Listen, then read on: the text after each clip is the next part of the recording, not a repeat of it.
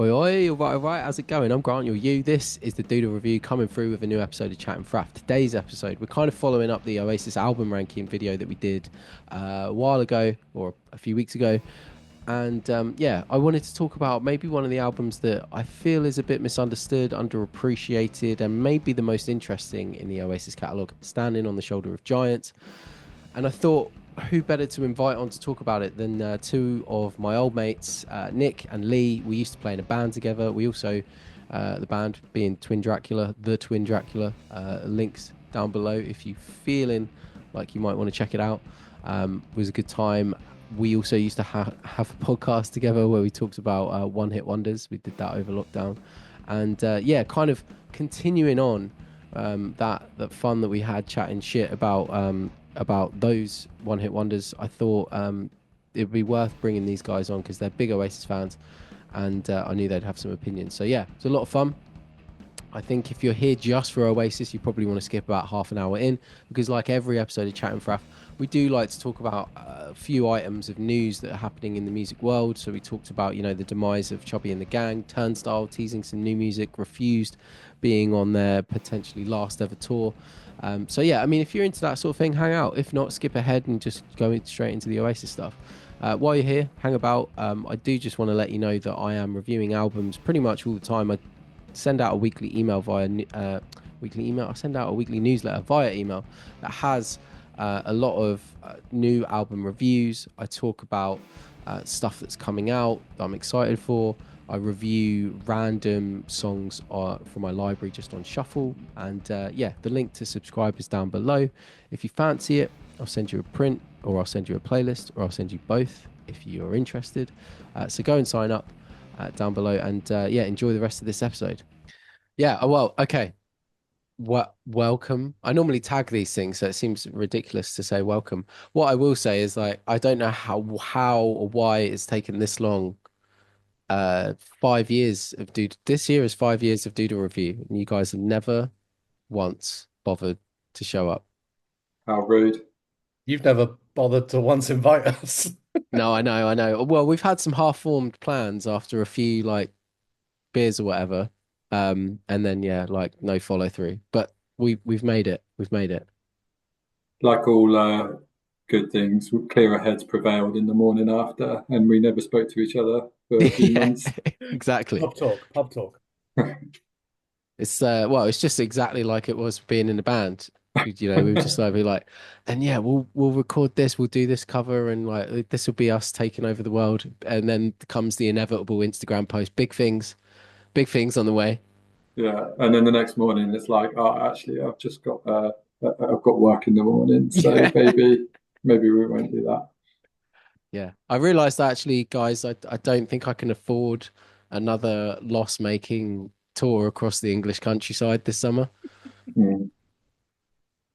Got a relationship with a woman that I need to maintain, and she actually wants me to be around for a Saturday for a change instead of playing in some basement in Northern England. Yeah. Fair.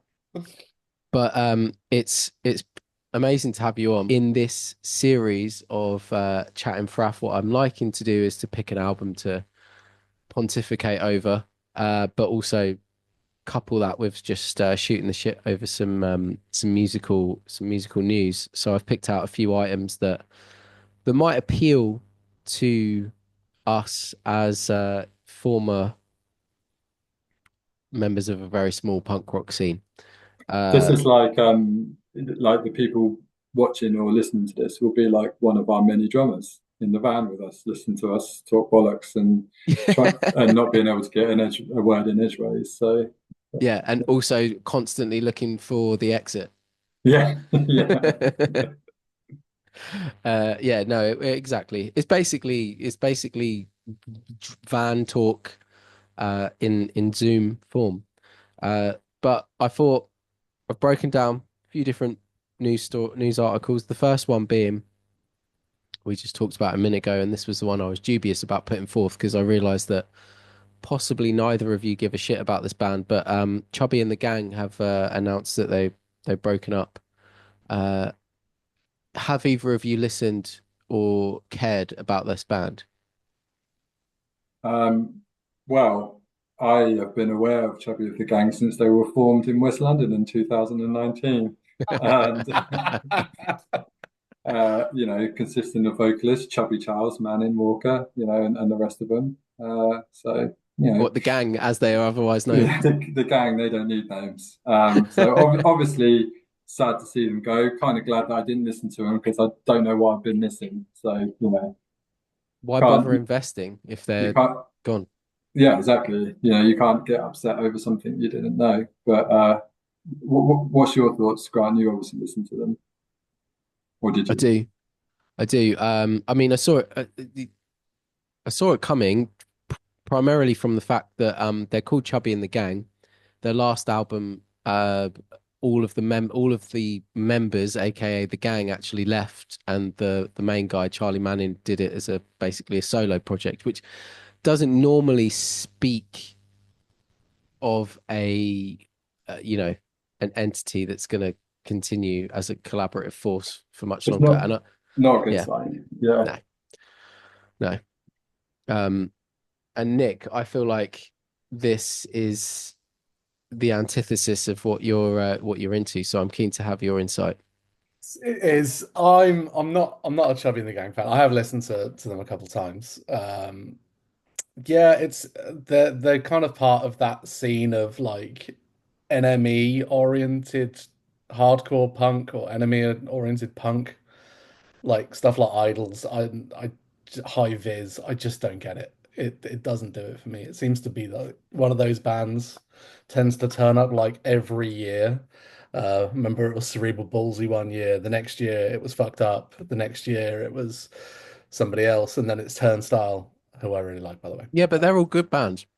They're all great bands. And then after a while, it ended up being like, Idols. Shame was another one, who we I saw. like Shame.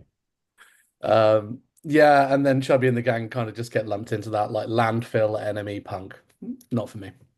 This is a PSA for people that are watching that haven't been in our group chat for the last 20 years. But Nick fronted a band that we would consider, crossing the streams of hardcore, metalcore, and punk, but is actually a big fan of John Mayer and just the PRS guitar brand in general. So it's always a crapshoot when you ask an opinion from Nick of a band in the punk scene. He's either going to tear it to shreds or he knew it before you did. But this was a prime example of that. I think the word Nick crap is kind of the the objective word there. Nick only played punk because he knew there was a shit ton of money involved in it.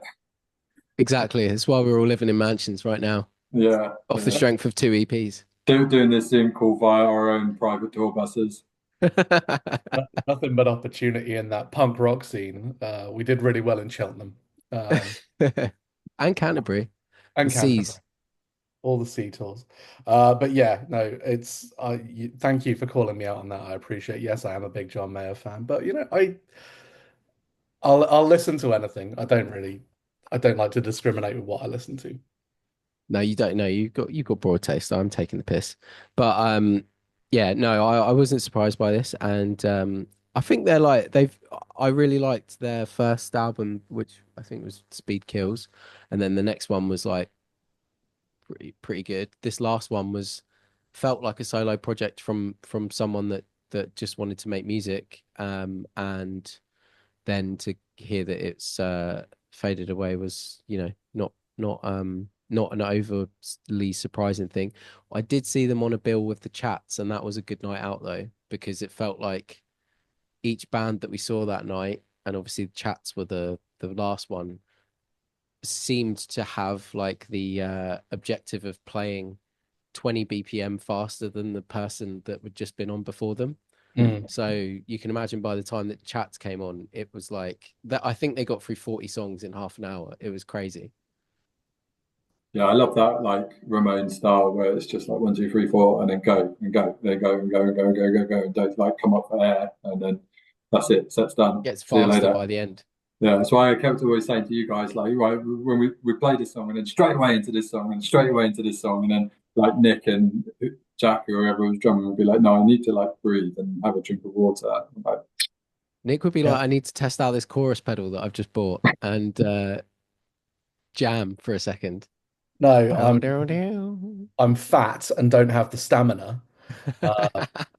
One, and two, I don't know how to tune a guitar is the other. Uh, as much as I'd love to. But Joe Strummer actually had like a really good saying for bands like that. He'd say like you can't put a cigarette paper between the songs that they're playing. I thought that's so cool. Yeah, I do like that when you go and see a band and it's like they do almost they're set in like suites where it's like there's like four songs that you just are like boom boom boom, they just go so well together, and then Yeah, I think especially for like a lot of the music that we listen to, it just keeps that energy up, doesn't it? Like when you're firing out the songs and not leaving a lot of time for chit chat or idling, like it just keeps the energy high. Well, it does for me anyway. Like, Oh yeah, I totally. so, and what we're going to talk about later, I'll say I'll keep my powder dry, but there's something about the album that we're going to talk to later that relates to this. So that's a little teaser.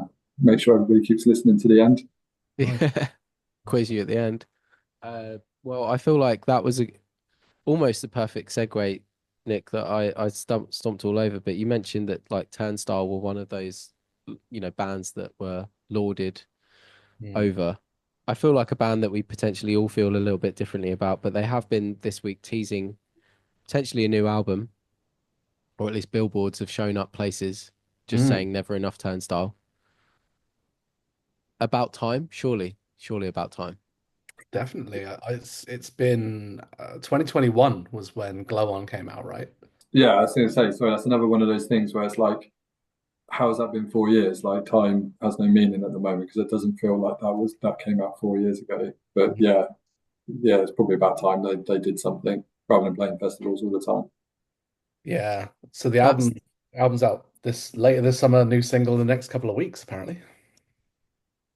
I'm glad for it. I think the only reason I know the Mark of Time since their albums come out is because they've been like headlining or sub-headlining a festival every year for the last 4 years, and every time they get on a festival, I'm like, just a really well, not initially, but like the last year especially, I was like, wow, they're really milking this last album. Like, surely they've got to have something in the in the bank. Mm. I I feel like I don't know. I feel the discourse around Turnstile is really funny if you go on like, subreddit on hardcore or whatever of like either they're the best thing ever or they're the worst thing that are like, bringing the hardcore name down. But I just think they sound fucking great, and if it brings more people into the genre, then that's cool. Yeah, it's not a bad thing at all. I think they're absolutely fantastic, and it's not like Glow On was this massive shift in their style either. Like, if anything, I think they should have blown up earlier. Do you know what I Mm.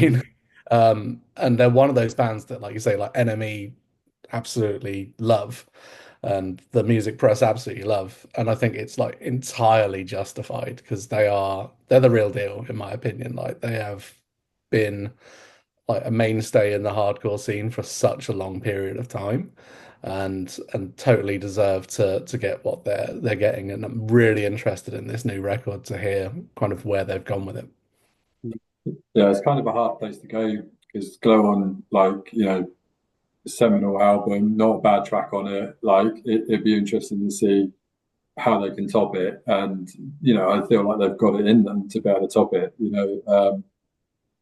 Yeah, it'd just be interesting to see whether they move away a little bit more from the hardcore roots or whether they keep the same mix of what they do. Just yeah, really, really exciting, intriguing band, and yeah, I'm sure it'll be the record of the summer. Um, so yeah, can't wait. And the front man is ripped. Let's Yeah, not pretend like we're not all thinking it.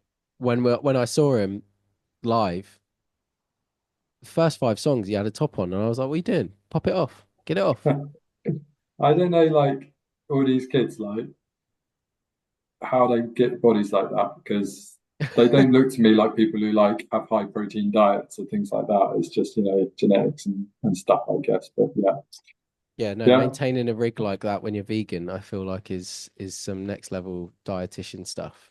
yeah, He's cracked yeah, the code. yes. I Probably don't drink too much beer, maybe. Does that contribute to it? think they're straight edge. Yeah, well, there you go. Damn So that healthy lifestyle and its consequences. I think he's got a body that probably rivals Todd Pipes from Deep Something. Deep, that's a deep cut reference. It's a callback. I really also wanted you to be like, I think he's got a body that won't quit. He's got a body that won't quit. It's no John Mayer. He's done well. He's Not this quite generation. Wonderland status, but His body is not a wonderland. He may well be this generation's Brandon Boyd. that's true. Although to uh, like Glow On, I think was such a good album that if it was in any other era from before, I feel like it would have had like Nevermind level success. It Mm. obviously had incredible success, but within the music ecosystem as it is, it, I don't think you can ever have that level of success. But like some of those songs, I just think are so catchy. Put it this way. I mean, so when I was last in the States, well, when I was in the States last summer, they're playing Holiday at a baseball game, Hmm. a Major League Baseball game, like televised. They're playing Holiday on hockey games, right? And when was the last time that you heard like a hardcore band that played like the Prince Albert in Brighton on a Major League Baseball televised event? Like it's completely new. It's great. I think it's taken they're flying the flag for the hardcore scene, whether people like it or not. And there will always be people that will want to put it down because it's not theirs anymore and because it's not something that they can lord over other people and gatekeep. But it's the same for in the metal scene and for those kind of people. There's always Slayer who will never change what they do and will never get any bigger. But I think it's nothing but a good thing. Yeah, agreed. I feel, I just feel like the argument against them is unjustified for the reason you said before of like they've paid their dues. They were doing this 10 years ago and Yeah. they've all got like side projects that are pretty gnarly, like Trapped Under Ice or whatever that they're involved with, and there's like a link to Angel Dust as well, which Mhm. also have gone kind of poppy but have like roots in punk. Like it's all they're doing they're doing the work of what the whole scene's about. So just enjoy having some success for I don't know. once.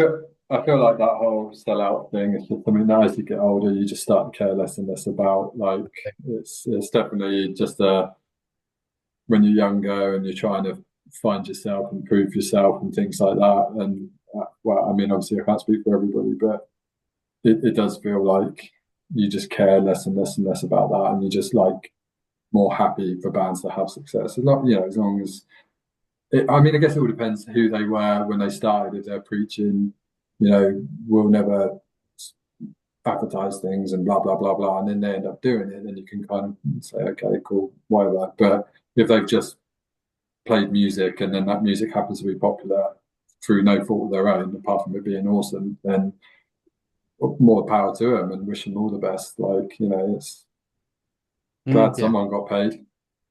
Yeah.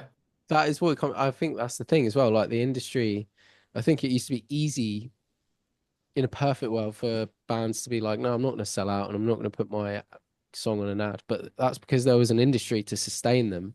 Mm. Um, especially in like 80s to 90s when CDs came into effect and they cost 50p to make and everyone made a lovely £10, $15 profit margin on them. Like, yeah, cool.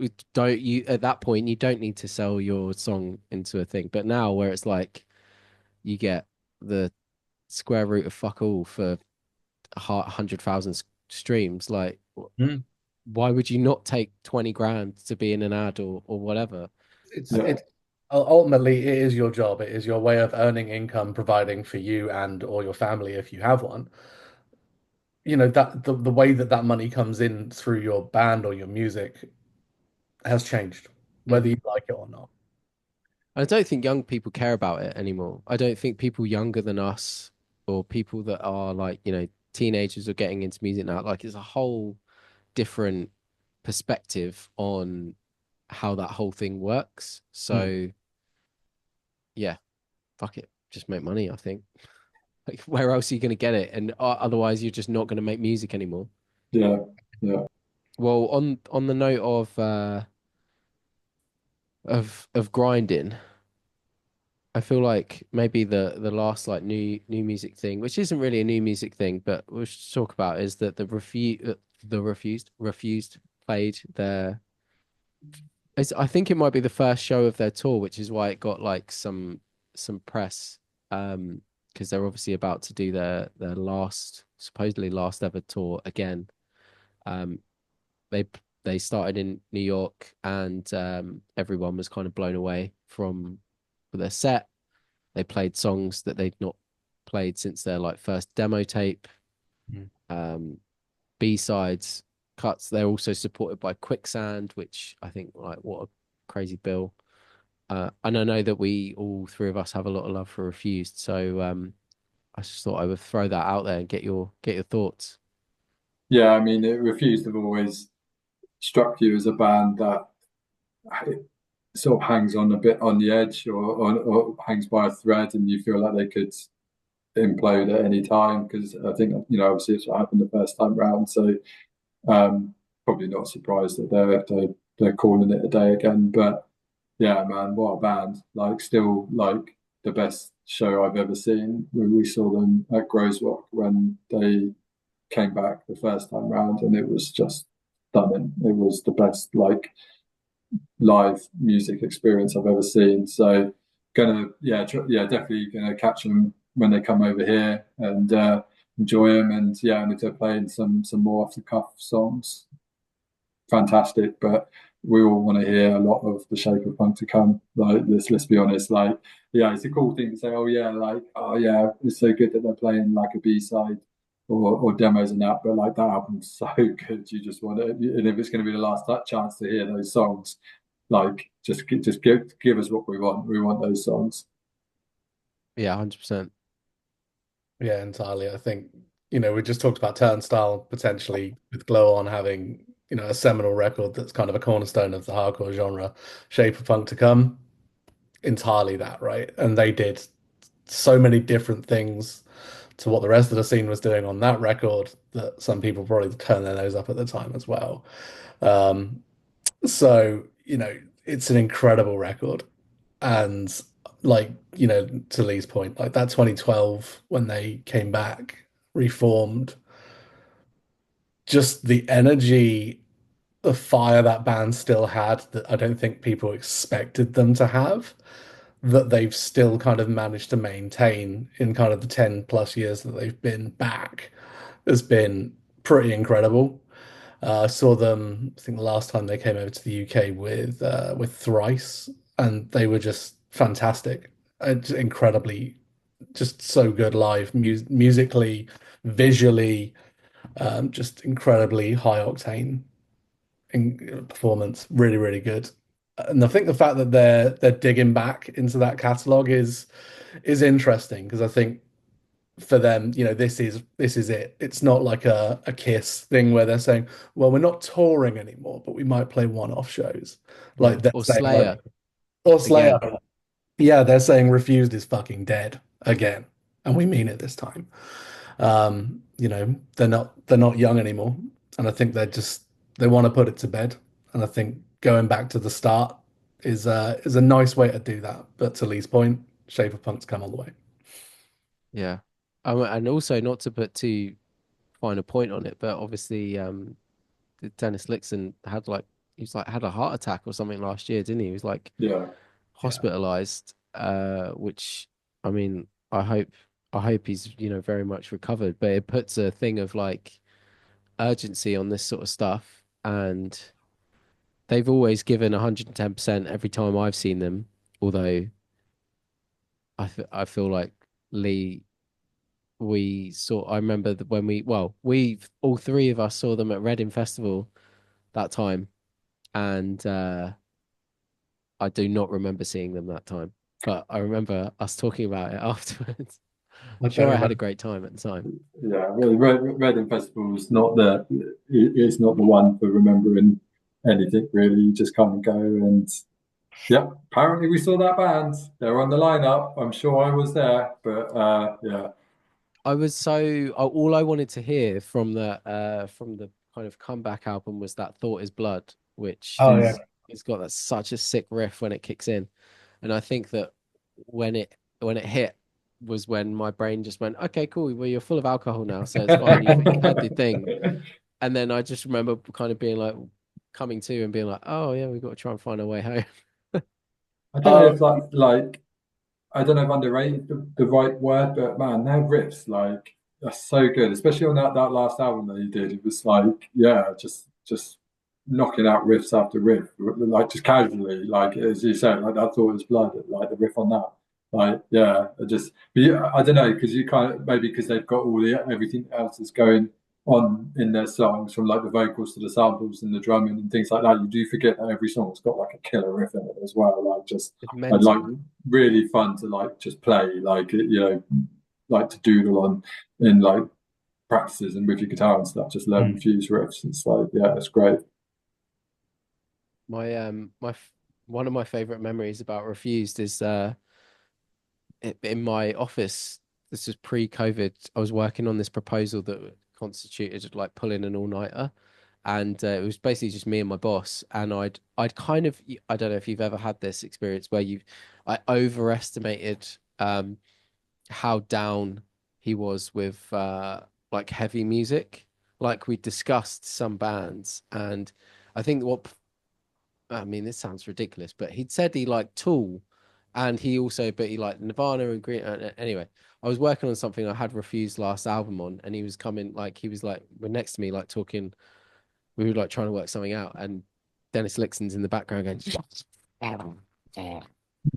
and he's like, "Can you just turn that shit off? Like, I can't think for a second." And I was like, "Oh yeah, yeah, sorry, I forgot that that's probably this isn't this isn't the this isn't entry level rock, you know." This isn't Tool, Bill. So No. yeah, see that's the thing. Like normally, like when you strike up conversations with people at work, and they're like, "What music do you like?" and you're like, "Ah, like a lot of stuff, but like punk rock, that stuff." They're like, "Oh yeah, like me too, man. Like yeah, Muse. Like if you see Muse live, oh, it's amazing." And you're like, "Yeah, no, I don't like Muse." Oh, you don't But like Muse? What are you gonna do? Tell me that you don't like the Foo Fighters next? Like Dave Grohl, man. it is that well they categorized it, didn't it, as co-worker music. That's how So it is. Yeah, like Royal Blood. Like, oh yeah, yeah, I yeah, love rock yeah. music. Royal Yeah. Blood, man, blew me away. The Did you know best there was part, only two of them? yeah, yeah, and he plays Oh the no. bass. He makes all that sound out of bass. No. The best one though was Nick, who Red Hot Chili Peppers. They're the musical equivalent of unbuttered toast or something. No, was it unbuttered bread or something like that? Like Dry toast. dry toast. Yeah, Literally Hard Times, I think, posted something the other day that was like shock. People realize that Red Hot Chili Peppers have never made a single good album, no matter yeah, how like you remember it. yeah, yeah. Which Uh, shames me because I actually quite like Californication, but we're just gonna we'll gloss over that. like I, everything's up to Californication is pretty good, truthfully. I I always describe them as the best worst band in the world. Like they are terrible if you think about the components that make up this. It's basically the drummer that's really into like Led Zeppelin hard rock meets a bassist that's like super into funk and is a bit of a jazz head, plus this heroin addicted, crazy psychedelic guitarist with someone that wants to rap. You're like, wow, that sounds fucking terrible. But yet somehow they coalesce into making occasionally some all right stuff. If they are like the quintessential like only musicians in the village like bands. So they all got together and yeah, luckily for them it works obviously, but well for some people, but yeah. Yeah, I mean, I'm not dying on this hill. I'm not dying on the I hill. don't know, man. Sounding like the #1 Red Hot Chili Peppers fan. Yeah. I honestly, I think they're three very talented musicians. Yeah, Just yeah. some And idiot Anthony that loves Kiedis. California. What the thing is, we all have to give it up for the fact that, you know, whatever that loose jam was that recorded became Crazy Town's Butterfly. So Yeah, yeah, no Red Hot Chili Peppers, no Crazy Town Butterfly. yeah. The world, you know, the world Would could have be ended by now. yeah, be a much poorer place. So Imagine how many fewer babies wouldn't have been born without Butterfly, yeah, Sugar Baby. wow, what a song. And One on of the, them died recently, didn't they? Yeah, Shifty Shell Shock died. Yeah, that's right. Yeah, yeah. Epic is still with us though, so that's all right. Okay. God, We've still got Epic, maybe I reckon I could get him on the show, you know? probably. Yeah. I just have to pretend we didn't do a whole podcast episode absolutely Dunking on them. brutalizing him. Yeah. Three people that still reminisce over the Cheltenham Canterbury scene, reminiscing over tearing down this band that actually had a big hit. Hey, that's what the internet's for. Hey, it's called credibility. Yeah, Nice bunch of guys, the Twin Dracula, weren't they? yeah. And on that note, we had a few other few other points on the docket, but I feel like this is a good point to change it because we were about to get into the Schadenfreude of Linkin Park downgrading their stadium show at the LA Stadium, which I feel like just touches a bit more on that. But you know, We can do that really quickly. Linkin Park, famous, had a really good singer that sadly passed away. They restarted the band, replaced him with a less good singer, and as a result, have become less popular. Let's move on. Yeah. We yeah, we could end up getting a bit too mean, like some of those other one-timers podcasts. So yeah, probably best that we don't dwell too much on that situation. But you know, I'm just going to call this Scientology. I'll call the series Schadenfreude, and we'll just you know celebrate the takedown of any other Yeah, person that's by made people music. who have no right to. Bitter ex-musicians dunk on popular and famous musicians. A YouTube series. Yeah. Let's keep the material in the bank. Let's talk about what we're here to talk about. Oasis. Oasis standing on the shoulder of giants. I wanted to talk about it primarily because they're obviously getting back together. I think we've all got tickets to different dates, but we are going to see them. It prompted me to do a bit of a ranking of their discography, which I was quite glad of because I dug into some albums that I actually wasn't as familiar with.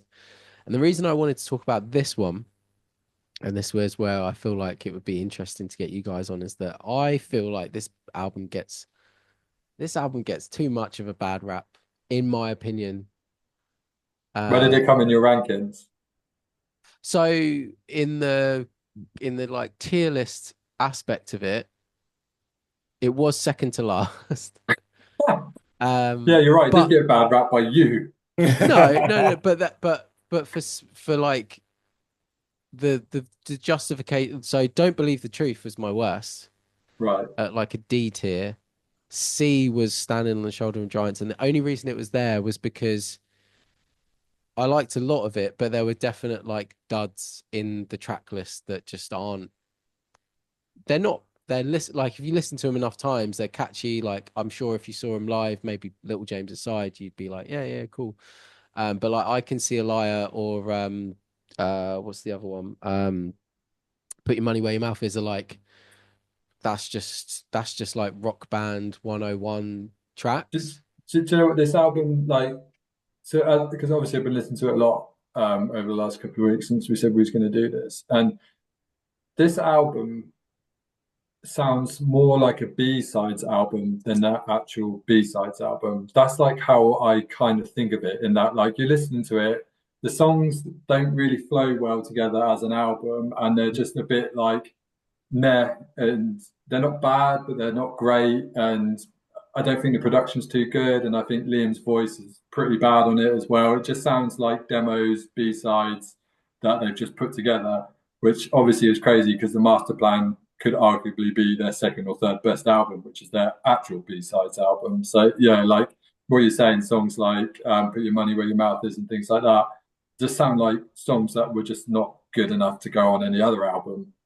So yeah, I get what you're saying. Yeah, yeah. I feel there's definitely it's definitely the point in the career where it's like, okay, there's not every song is a winner at this point from this point onwards. Yeah, But I think, yeah, for me, I've what I find interesting is you guys are a bit older than me, and in my ranking when I was talking about particularly What's the Story Morning Glory, I kind of referenced the fact that I have friends who that album is like their possibly their first ever album, or at least was, you know, one of their seminal albums that they've got. And I never had that attachment because I was like 4 when it came out. But nevertheless, Oasis is because of how big they were and because of how impressionable I was, they were a huge force in my upbringing, and like every single just makes me think of my childhood, even though I wasn't consciously listening to them. The one album in their whole discography I have zero memory of is Standing on the Shoulder of Giants. Like, just didn't, because I would have been what, 7 or 8. It just didn't make any impression on me because I don't think maybe the singles did. But I'm interested to, you would have been fans at this point. So how Yeah. did it register at the time?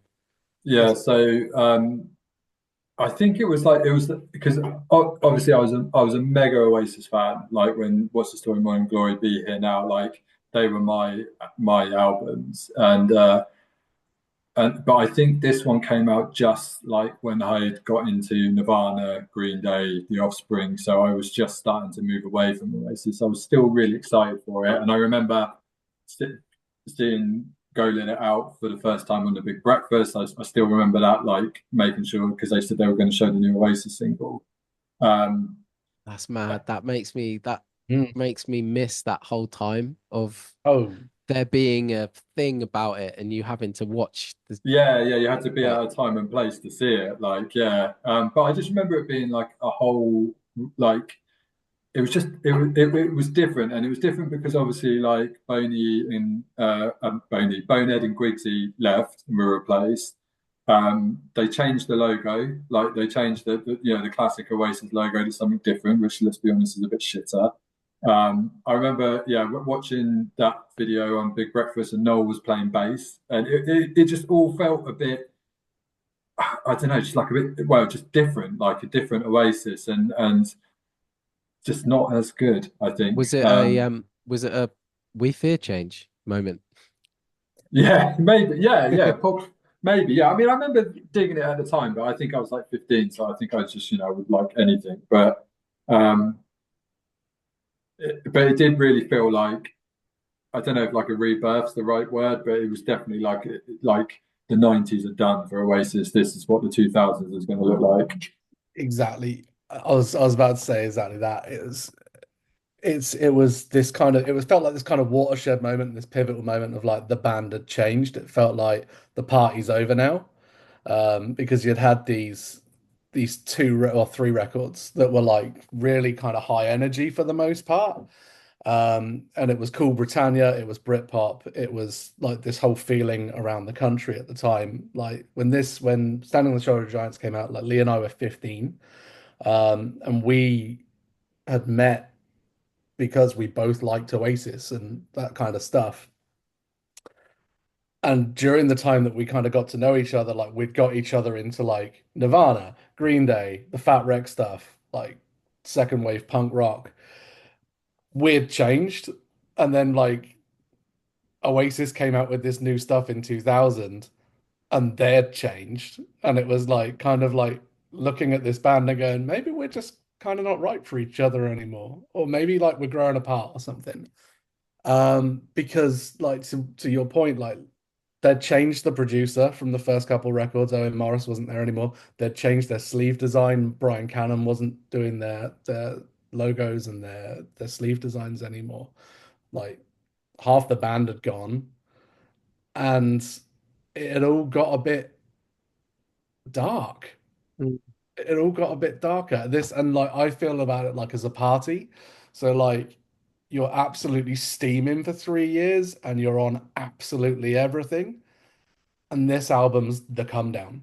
And Mm. when you kind of read into like what was going on in Noel Gallagher's life at the time, like this was when he was like on his own personal come down. And it's like, oh, that makes a ton of sense. Yeah, it definitely is. It's kind of a crazy how much this album is a departure. Like if there was ever a band that had two distinct eras, it's night and day between Be Here Now, but I guess the Master Plan, like that whole 90s era, and then it's like boom, like you say, different members, different sound, different producer, different sleeve design, like everything changed. And yeah, I can imagine at the time that being completely not a I guess not alienating because as you said, you guys were moving, you knew you were moving into different territories anyway. But like if let's say they'd brought out something that was a kind of another a sequel to Be Here Now or whatever, I guess you would have felt more like you could gravitate to that, even being conscious that you were moving to something else because it was the Oasis you knew and loved. But as it was you'd moved somewhere else and they were clearly on a whole different thing Yeah, as well. And it just it was you kind of it wasn't a case of like you knew what you were getting. You know, Go Let It Out starts and it's you've got drum samples Mhm. and there's like organ all over it. And you're like, well, this is new. Had bass. Like listening to it this time round, I was like, wow, like everything before this album was like, and Justice for All, like there was no bass, like Yeah. but this album's full of bass riffs. Like, and I don't know, like did Noel play bass on the record? No, Like, Noel played everything on the record apart from yeah, so that's it. That's why then. But yeah, like even that, it's just such like when you hear, and like he even says, it, I think in Go Let Out, he says, "Here comes the bass" or something, and Yeah, you just can hear hear. it. It just makes such a difference to their sound to hear like the bass like front and center and playing, not just following the chords. Like to me like listening to this album this time round, I'm like, and I I didn't notice it at the time, or maybe I subconsciously noticed it at the time. But like to me, that makes such a difference to how they sounded before to how they sound from that record onwards. yeah, you're right. I think even like in the way that the songs are structured and stuff, it sounded different, and it felt like they were going in not like necessarily a new like stylistic direction, but it felt like they've moved on to doing something else, and it's not Oasis anymore. It's Oasis 2.0. Yeah. It's so interesting because, and this is where, and I'm fascinated by this, is like where kind of like age and setting and stuff kind of plays into this because again, this album, I didn't have the attachment to it, so I discover these things later. Mm. But at the time, so in the early 2000s, my parents in particular were the main things that were played all the time was stuff like Roixop, Groove Armada, Mm. like all of this like down tempo chill house type stuff. And so when I listen to Standing on the Shoulder of Giants, to me that production screams of all of that stuff so much that all of the Oasis older stuff feels nostalgic to me, but nostalgic because I was being inundated with it from all various points of media. Like I said, I don't remember the songs of Standing on the Shoulder of Giants because I feel like it just didn't have the same cut through. But I remember that tone and that feel and that vibe, and that makes transports me straight back to that time. Um, and I do that's one I maybe that is why I kind of have this like sweet spot for it because I think that the production feels very like feels very nostalgic to me, even though you are so right in that it's couldn't be more of a departure from what they've done before, and they also clearly almost like course corrected because Mm. Heathen Chemistry to follow, which I think critically gets a bad rap, but I actually put is the highest of Oasis 2.0 that I rated. I think that album's pretty great, to be honest. But that feels very much more like, okay, no, we'll just ditch that shit and we'll just go back to the like I standard. It's interesting you say that because I was thinking about that myself. Like this album, Standing on the Shoulder of Giants, feels to me like the last Oasis album before they became this kind of caricature of themselves in that Don't Believe the Truth and the other one that you just mentioned, Heathen chemistry. Heathen Chemistry. They both felt like Oasis karaoke Yes. to Yeah, me. it's like And then Dig we Out Your know Soul what was, works. Let's just do what works. yeah, it just feels like we're going with the formula. And then Dig Out Your Soul was this kind of great record where they're kind of finding it again. But That's that's what I wanted to ask you about because to me, dig out your soul is them going for the same thing as standing on the shoulder of giants, but just doing it better Yeah, and arriving at it from a different vantage point. songwriting. yeah, Songwriting is 10 times better. yeah. I think standing. I just go back to Stand on Shoulder Giants just not sounding like a cohesive album, whereas Dig Out Your Soul has like this vibe just going through it, for, like all the way through, where all the songs sound like they're from that album. Mm. Where I just, yeah, to me, Stand on the Shoulder Giants again, it just sounds like a bunch of tracks that have been thrown together that don't really fit. I mean, like the beginning of that album, Giants is like so lethargic, like fucking in the bushes. Like should be a great opening track, but it's like 2 minutes too long. Like, Oh, massively, yeah. and like what the bit I said earlier about in terms of like energy and things like that, like it's such a good idea for them to start their set with that song like playing, but it goes on for so long, and then by the time it finishes, they just amble on stage and stand around and look at the crowd and give it for ages, and then they might start playing the song, and any energy that you might have from fucking in the bushes, it's just lost and it's gone. Like for me, like I mean, you watch the gigs from that time or any gigs, and people still love it, mad for it. But like to me, like I feel like Fucking in the bushes needs to be like a minute long, where it's just this real cool drum sound, really cool riff, just like yeah, here we go, and then you just get Go Let It Out and Who Feels Love, which are just these like I don't They know, are slow, slow, like yeah, I don't know, but boring's a bit too harsh, but they're just like just to me like just not good opening album tracks, like too long, too slow, like not a lot of energy to them. And then like we said, like I Can See a Lie is like a bit of a meh whatever, but at least it gets the tempo going a little bit after those two tracks. So it just I don't know. If I was producing them, I would say like let's move Who Feel Love a bit further down the track listing and let's get something a bit more high tempo near the start of the album. I entirely agree because it feels like they're going down a gear, then going down a gear again, and then Mm. trying to find it again. And Yeah, yeah, it doesn't feel like it's produced well or sequenced well, or there wasn't much thought put into it. I don't know. yeah, but yeah, I think that's I would say that's a trend in a lot of Oasis albums. It just so happens that previously the song quality was so high that it didn't matter. Like my thing with Definitely Maybe is like that's a really weirdly sequenced album. Like yeah, yeah, to come out over the first track is Rock and Roll Star, right? On Definitely Maybe. yeah, So that has this like big almost like what you would expect on a live album, like conclusion to that track, which is weird in itself because it goes on for quite a long time. But then it's followed up by Shaker Maker, which is like this like yeah, plodding song. yeah, Just so happens that both songs are like some of the best songs you could ever hope to write as a band. So it doesn't really matter what order they're in. yeah. But It could be it just feels like quality, they've like never yeah, actually been able to get like or never maybe given that thought to the sequencing where it's like no, you need to smash through with the first track, you need to continue that momentum with the second track, and then maybe take a dip down.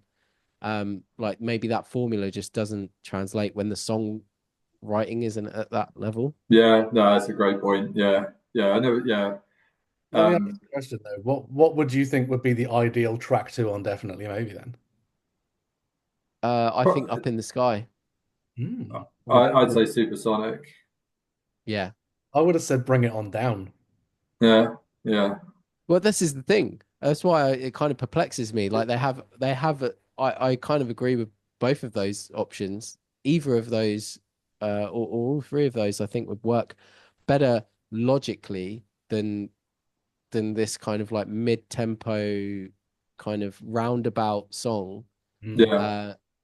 But I And mean, I mean, and also, was it more of a trend back then that you just put all the singles first on the album? Like you just loaded the front end with the singles because Shake and Maker was a single, wasn't it? And obviously Go Let It Out and Who Feel Loves were the first two singles. that's So true. like, was that just a thing back then that you just like front loaded the album with the singles?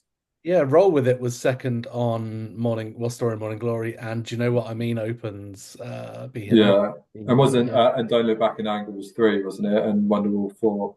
I might be getting that mixed up maybe, but I feel like they were quite close to the beginning of Morning Glory.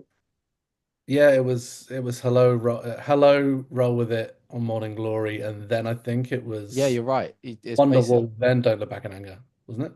yeah, literally that is the first four tracks. Yeah. Yeah. So Did you guys find it a bit odd that Noel doesn't sing a song until like the fourth from the end? Like, Yes, I did. And I also thought Who Feels Love, Noel should have sung. yeah, yeah, It sounds like it could have been a High Flying Bird song. yeah, it's funny you say that because I feel that a lot with Heathen Chemistry.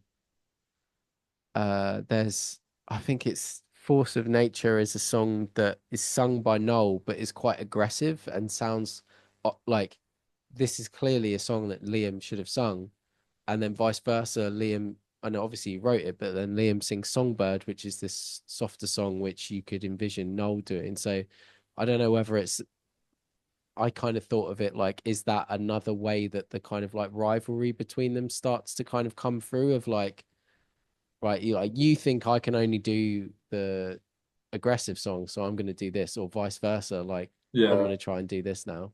Yeah, but you can counter that argument with Little James. yeah. Are we going to get into Little James now? I think let's get into it. I want to hear your takes. I'll let Lee do this one. I mean, it's not a good song. Like, I don't want to be too harsh, but like, I mean, the lyrics are terrible, and again, it's like another song that's just a bit of a drag, like in the front half of that album. Like they picked it up a little bit with "I Can See a Liar," and then it goes into that. And I mean, like fair play, like Liam gets a song on the album, and I don't like to because I know he was ridiculed a lot of the time because it was like, oh, you should Noel stick to the songwriting, etc., etc. But I mean, with good cause based on that song. I know, like obviously he got better, and some of BDI stuff and his solo stuff was really good, but that song, like it's just a bit cringe. Yeah, I feel like and it's funny because I was watching the making of the little 15-minute featurette on YouTube earlier, and in the way that Noel talks about it, it's almost like kind of shares the same sentiment, which is like, I actually don't think the song itself is that bad. I do think it's slow. I do think it's plodding, and I would agree with you that it's like another slow and plodding song that you probably don't need on the record. But I do think it's like the lyrics are not good. The lyrics feel like Baby's first song, and it happens to be Baby's first song, and so it's just this kind of like, it just makes me think of like I don't know if you've seen that Family Guy sketch about the Beatles where like Ringo's like I've written a song and they're like wow Ringo wow look I'm going to put it on the fridge so we can always see it sort of thing. It does feel a bit like that, which is harsh because Ringo wrote some great songs. So but yeah it does feel like yeah, don't sully Ringo's name by talking about Little James. no. So yeah, but it does give off that kind of like okay I guess we'll let you put one on the record.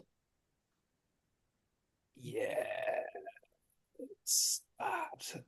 I don't see any merit in it whatsoever. Like stylistically, lyrically, obviously you guys have kind of spoken for it.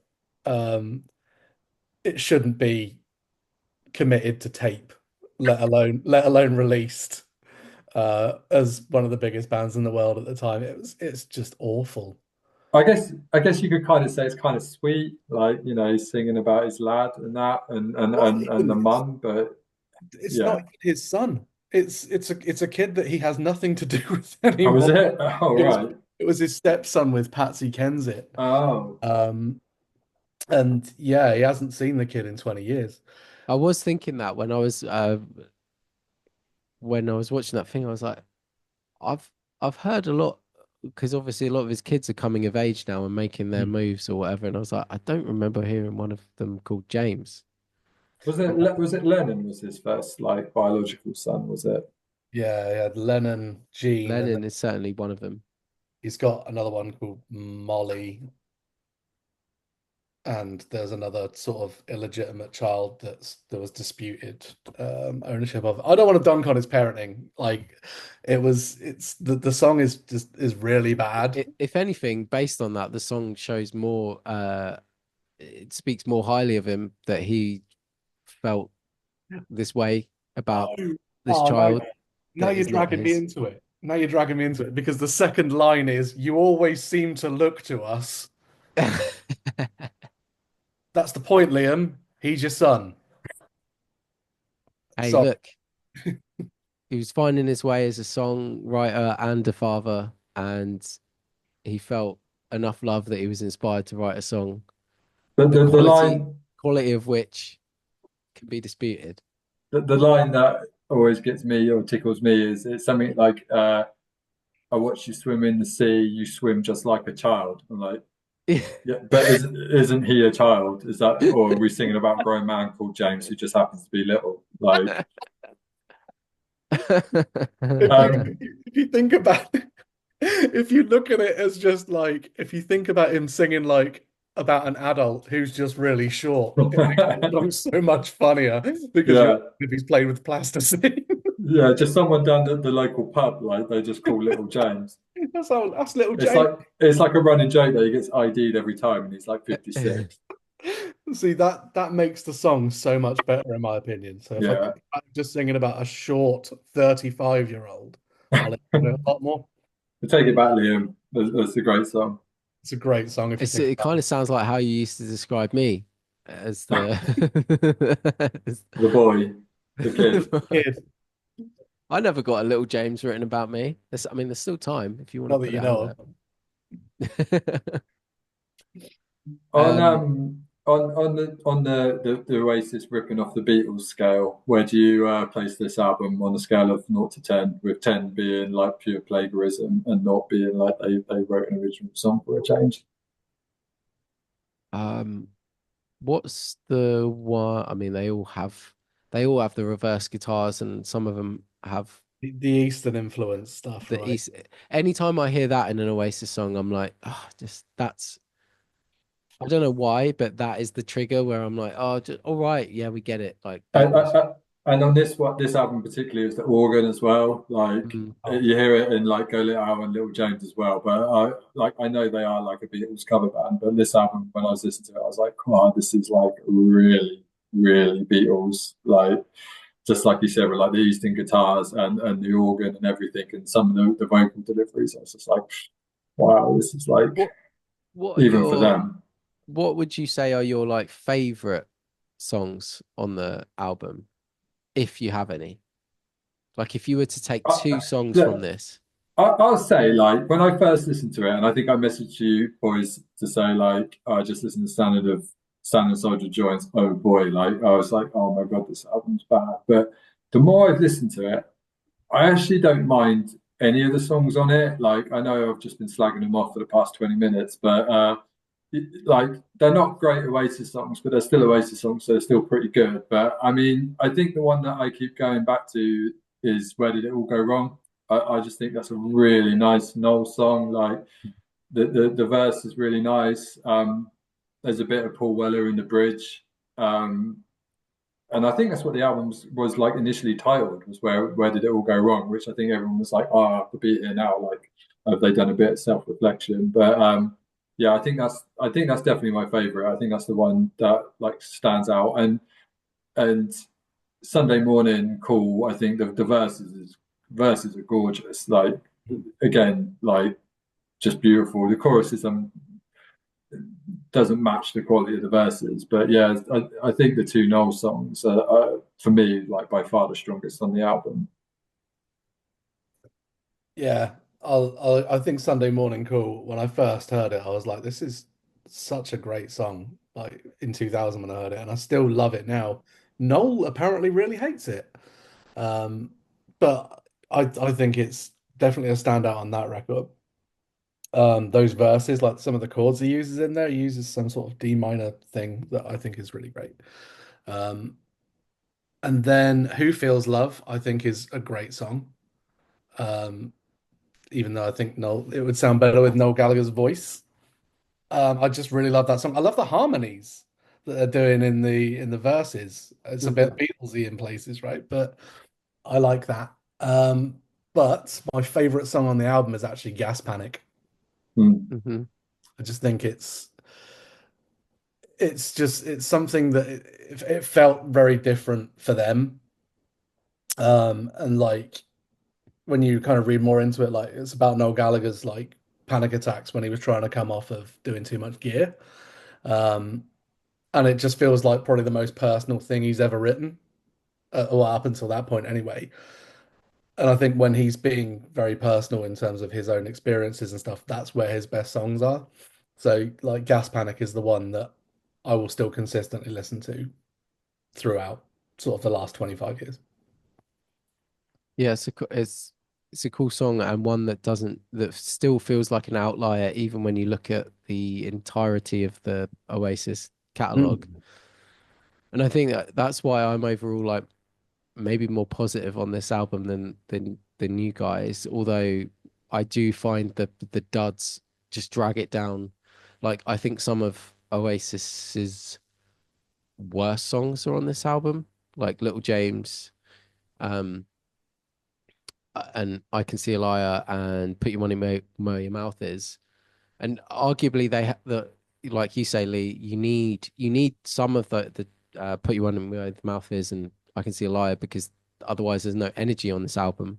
But they just feel like a quick chord, bar, Lazy, power chord, yeah, like rock band yeah, stuff. They happen to be being played by an incredible band, and that is what kind of makes it somewhat compelling, but they're not great songs. yeah, But at the same time, like Roll It Over to me feels like probably maybe the only song on this album that could have lived on a prior like that could have been on Be Here Now. I'd be surprised if it wasn't being workshopped at that time, just because it has that grandiosity and soaring kind of vibe to it. And also, yeah, in the same way that you sort of feel about Who Feels Love, like I don't know, Go Let It Out is probably also one that just maybe I did hear it around the time and kind of it strikes a chord. Um, and I think I can write off some of the production weirdness just again with this like personal attachment to the early 2000s and the whole vibe they were picking up from. Um, but yeah, I think it's arguably the most interesting album in their discography, to be honest with you. Well, like it or not, because after this, they very much did go back to being like, okay, right, let's just do what we need to do as Oasis. And it's just like pretty straightforward, bangers until they got to Dig Out Your Soul, which felt like maybe had they not broken up, that could have almost ushered in a third era of the band where they became the more mature version of what they could be. yeah. More Um, like high flying birds type stuff. yeah, it definitely is a precursor to what Noel would do for sure. Um, I wanted to. I know we've been going, but I want to talk about because I did watch that James Hargreaves documentary on the Yeah, Wembley thing, yeah, and I feel like we should tail it off by talking about what we might think about Oasis 2025 and beyond. But yeah, no, I on your recommendation, Nick, I watched the 2000 the breakdown of the Wembley 2000s as did gig. I. What did Uh, you think? well, I actually went like and I haven't been able to find the ticket stub yet. I've lost my ticket stub diary, which I'm absolutely devastated about. It's in the house somewhere. But so I was either at that gig or I was at the warm up one the night before. Oh no shit. Um, yeah, it was the first time I'd seen them. Um, and I just remember it being fantastic. But I was 15, my first proper like stadium gig, so I was going to enjoy it no matter what. But yeah, watching that breakdown of it, it's proper car crash TV. That gig, like, oh, like it's so bad. Like, and I mean, some of the stuff he points out, like I think I said to you guys, like, oh, he makes a big deal about Liam changing the words. It's like, well, go watch a punk rock band and you'll Yeah. never hear the song sound the same. So, but yeah, I mean, he clearly pushed it too far, like in the way he was behaving. Yeah, I was thinking exactly the same thing when I watched it today, like with the word changes. I was like, okay, that's you know, it's a Yeah. Oh, crapshoot when you go and see any band, whether you're going to hear like word for word. Like, there's in jokes that band members work in. There's just stuff that you feel like you want to say as a vocalist that like your mouth always wants to do, and you obviously don't do it in the studio, but live you just like let it happen. So I wasn't, but after a while I was like, okay, right, he's clearly at a certain point just like fucking around. Um, yeah, I don't know. What do you think, Nick? yeah, I think I wholeheartedly agree with you both. It's yeah, I mean that take on it was probably a little bit too critical that the guy did on YouTube, but it's probably two of the biggest gigs that they'll play in the country, especially at that point, right?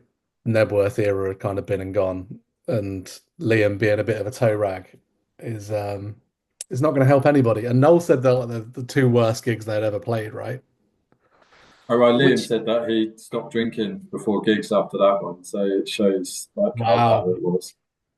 I pivotal. think that's the thing, right? Like, because you say it's car crash, but you know, realistically, it's Liam that is the car crash because the band they don't they they don't even really allow his fuckery to disrupt them. They play the Hmm. songs start to finish. Noel kind of humors him to a certain point, but also tries to just like diffuse him. He's not antagonizing. It really is obviously just like a showcase of Liam maybe being in a bit of a bad place. I felt a bit, and I should be very careful about how I criticize any YouTuber for creating narratives around bands when I basically do exactly the same thing for Queens of the Stone Age. But there were certain points where it was like um trying to understand why he was doing this. Like, oh, Patsy had been in and moved stuff out. Where I was like, well, okay, we don't really know that. I mean, it actually seems like a pretty fair assumption, but that was the point where I was watching it where I was like, okay, I feel like I'm reading a issue of Hello magazine, but clearly something that had upset him. No, I mean, Yeah, but that's what like Oasis were at the time. Like it was tabloids. Like it was like everyone trying to figure out what was going on and scandals and stuff like that. So yeah, it was all it wasn't just the band. It was everything else that went around with them. And yeah, I guess the way that Liam and Noah act, they bring that on, don't they? It's all part of the Oasis experience. I had no idea about a string of shows that Noel was replaced for before I watching this. I'd completely forgotten until I watched that, and I was like, "Oh yeah, yeah," because I remember reading about it in the newspaper. And again, this is like aging us, but that's like how you would find out about things like that, like either an enemy or you'd be for a band of the Oasis side. Like I remember, like a real grainy picture in the Sun or whatever it would have been of like this other guitarist playing with Oasis, and like I did find that part of the video quite interesting where he was delving into what Noel's headspace would have been at the time because like Nick said he was Not in a in the habit good and coming place. off of it. He'd just been they played gigs without him, like the guy who's like basically is Oasis. And then he stood there, and then his brother's just being a complete fuck up. Like I bet he was thinking, like, "What am I doing?" Like I'm surprised Yeah, they won't survive past that. Especially if what the rumored what their bust up about was true and that. Like it's mental that they went on for as long as they did. I know. And basically another decade after that, but yeah, I think after that, everything did change quite dramatically, as in that they did not really speak other than about the band, or because at that point when you're that massive, you can get away with traveling separately, doing everything separately. Um, you know, and when you do have to speak, it can be as kind of curt as you want it to be because you're making some entity flow and making money happen. But yeah, from what I understand, like everything changed from after that. They didn't really interact.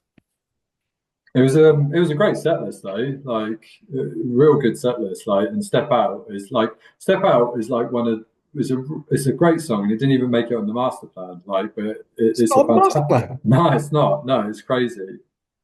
Oh, that's probably why. Because he had to pay Stevie Wonder some rights Oh, because, really? Yeah. because the chorus is a lift from Uptight Everything's All Right.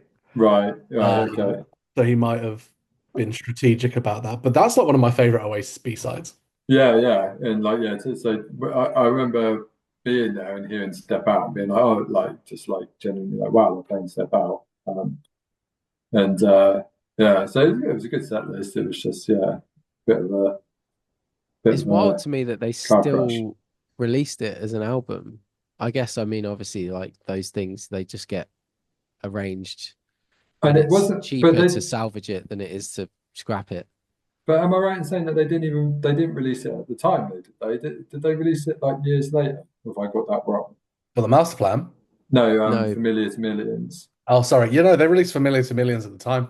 Oh, did they? Oh, okay. For some reason, I had in my head that they released it years later as like a throwback live album, but Yeah, they released it on mini disc mini disc. Yeah. because our buddy Stuart had it. Collier had it on his mini disc player. And the lesson out there, kids, is don't believe any live album you hear because it's all made up. It's not no. genuinely They live. It's all salvaged all of Liam's vocals from Japan. Japan. Yeah. Yeah. Wild. Well, they're going to get another shot. I mean, I'm sure they played Wembley a bunch of times, but obviously this summer.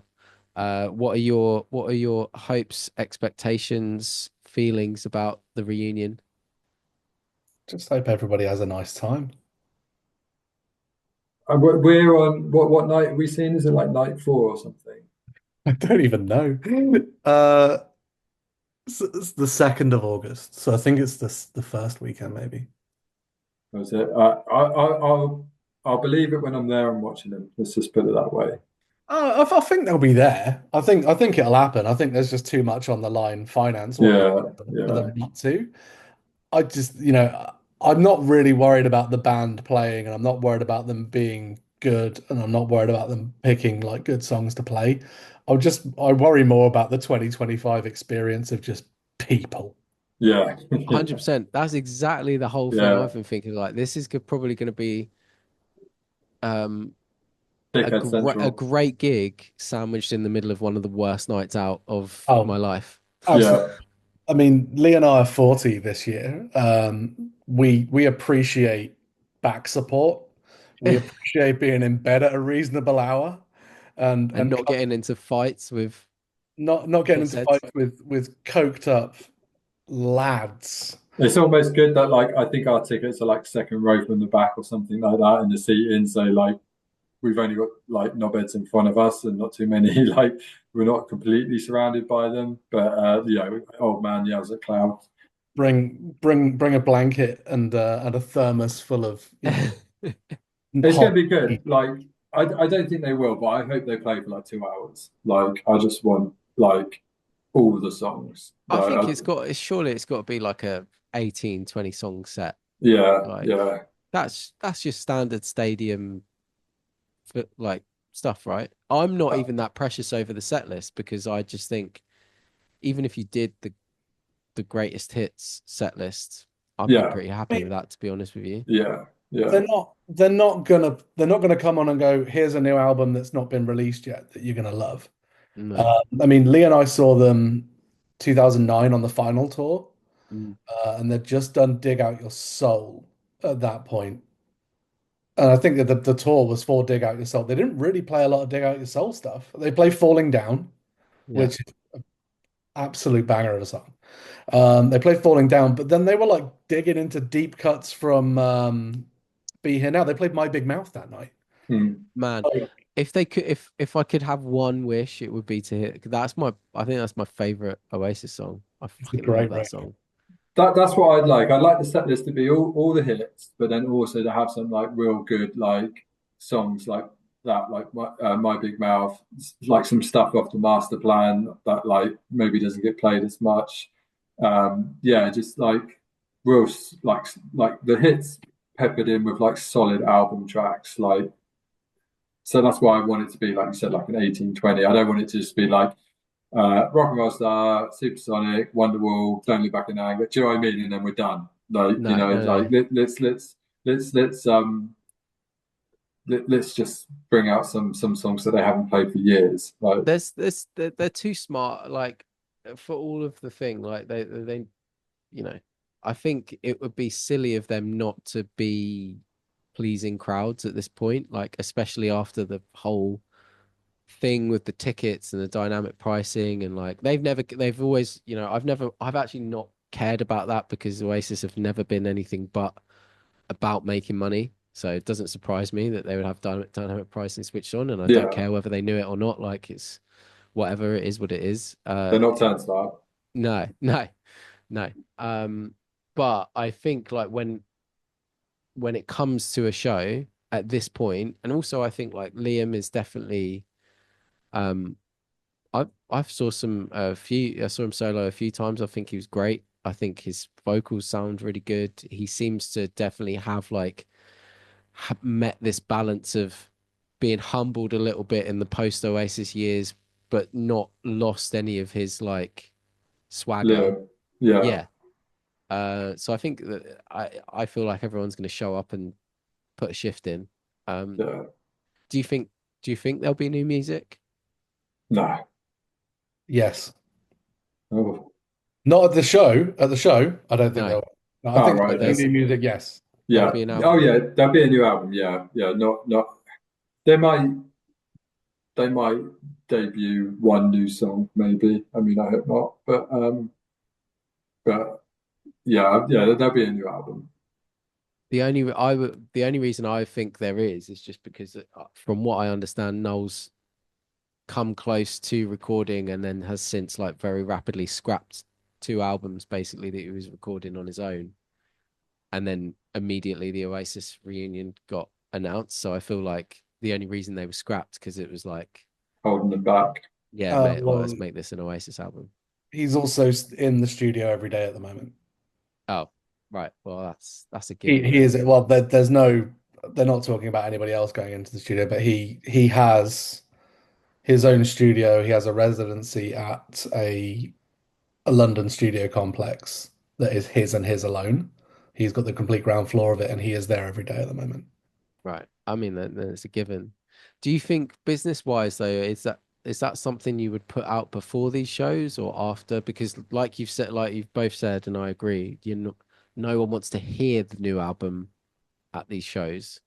We kind of, I think fans would want a new album just to have something new, but the shows aren't really about that. So do you put No. that out before? Do you tease it, or do you do it as like a to get another burst of like energy after this year of shows is wrapped up?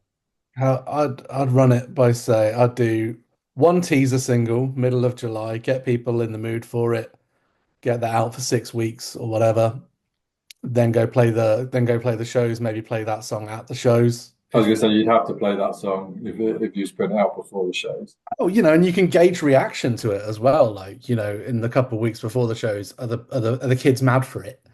And if they love it, But I kind of feel like if you don't play it, then like say there's like a lukewarm. Say they put a single out before a month before the gigs, and there's a lukewarm slash negative reaction to it.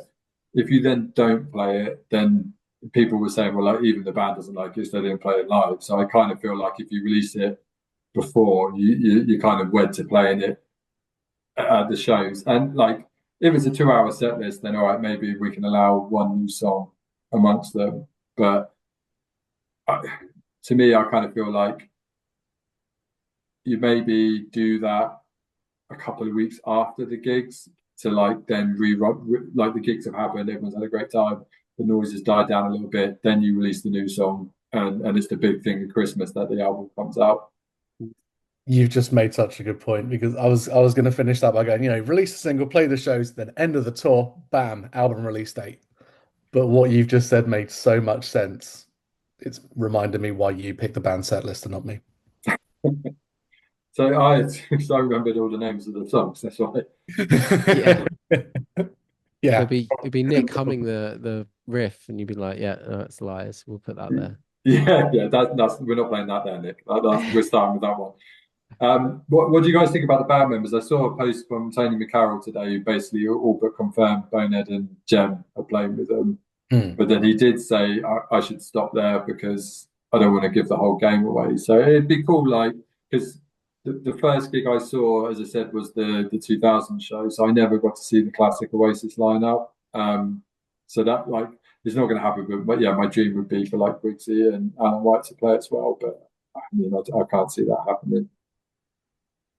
No, I don't. The rumors have been the rumors have been that there'll be three guitar players, which say like Bonehead, Gem, and Noel, Andy Bell on bass, and then a drummer who I think might have played with Liam before. I'm not sure. Oh, what's his face? He's quite Something well known. Waronker, something like that. Waronker, yeah, Joey Waronker.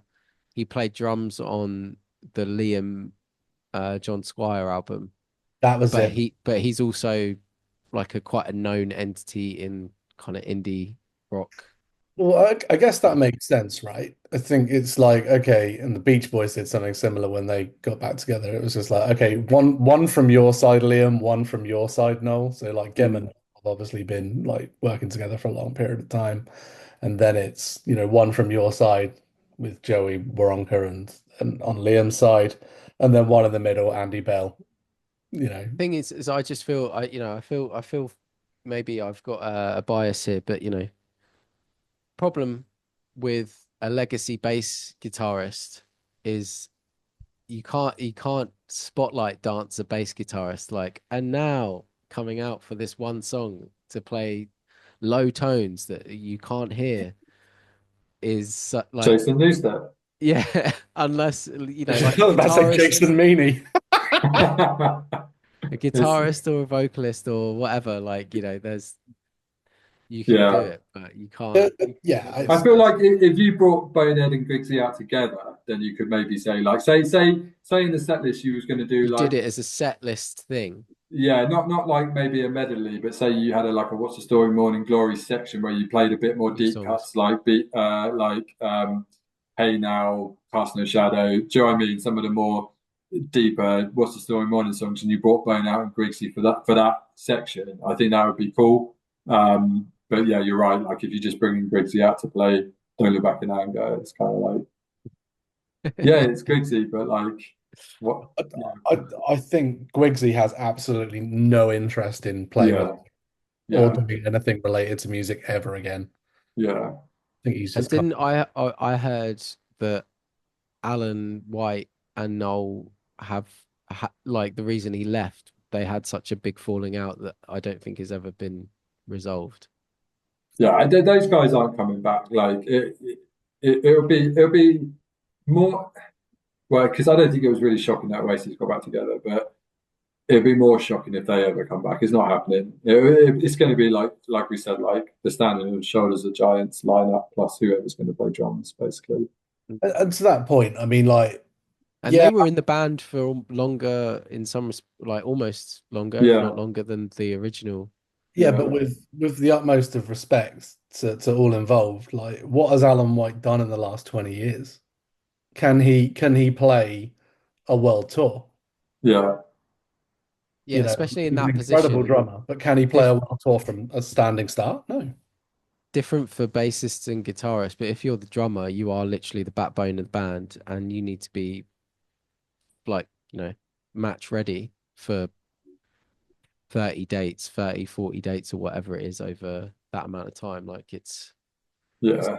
It's It's it's a just it's like nostalgia, wishful thinking, isn't it? Like, it's just like circling back to the start of the conversation about his album, it's like, oh, I just want my Oasis back. You know, the one Yeah. with the two guys who stood there doing nothing that you could barely hear. Like, so musically, it doesn't matter if they're there or not. But you know, I just want to. Aesthetically, it's pleasing. Yeah, I just want to see like four guys playing guitars who don't really move, like, and then Liam, like, or three guys, like, you know. I think, and I think Bonehead plays into this a bit as well because I think like Bonehead has to be there because he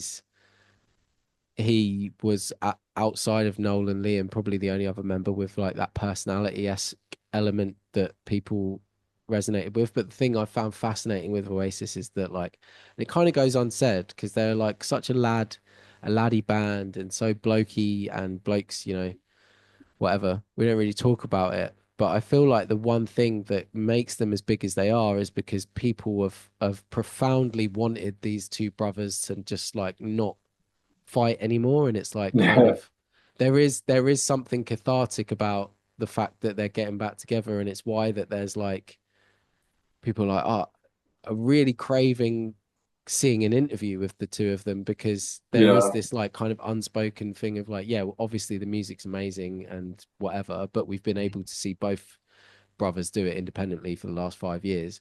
There's something about the the thing of like these people being back together and burying the hatchet, and you know It's kind there of is an a sentimentality to it. it's like an alchemy chemistry thing, you know.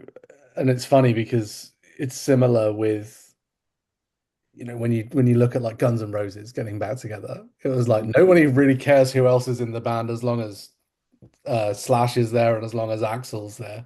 And then comes the conversation of, well, is Duff going to be there? Is Gilby Clark going to be there? What's like, you know, and that's the Or Fleetwood Mac and Stevie Nicks and Lindsey Buckingham, like it's bands like that. There's this added X factor that you can't buy of like these personal relationships that people get super invested in, and it's yeah. it was the same when, you know, outrageous sums of money get offered to Morrissey and Ma. You know, mm. Hmm. we don't care who else is. You could bring whoever else you want, as long as we have Morrissey and Ma and we can call it the Smiths. We're good.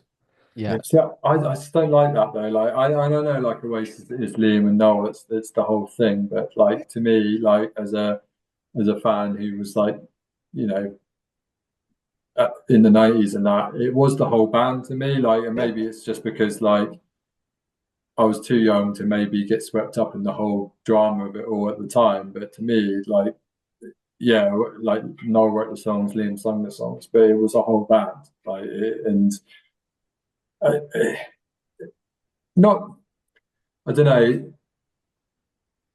Because I think like it's never going to happen that you get some of those OG Oasis members back apart from Bonehead, which looks like he's coming back. But like if it was just like Liam and Noel plus backing musicians, it wouldn't feel like Oasis to me, even though they are Oasis. Even though it's Does that yeah, make sense? Like no, No, it would there just feel needs like Liam and Noel Gallagher plus guests or whatever. Like no, there needs to be some heritage behind it for sure. Even if, like you say, it's not founding members or not like original lineup members. It has to be from that pool because and I think that's where them having their solo careers is potentially the downside for them is that they can't come back with just them two because mm, they have just done 5 years of touring with add you know not add randos. on yeah, but I don't not to No, discredit yeah, them, yeah, I know. Like, but like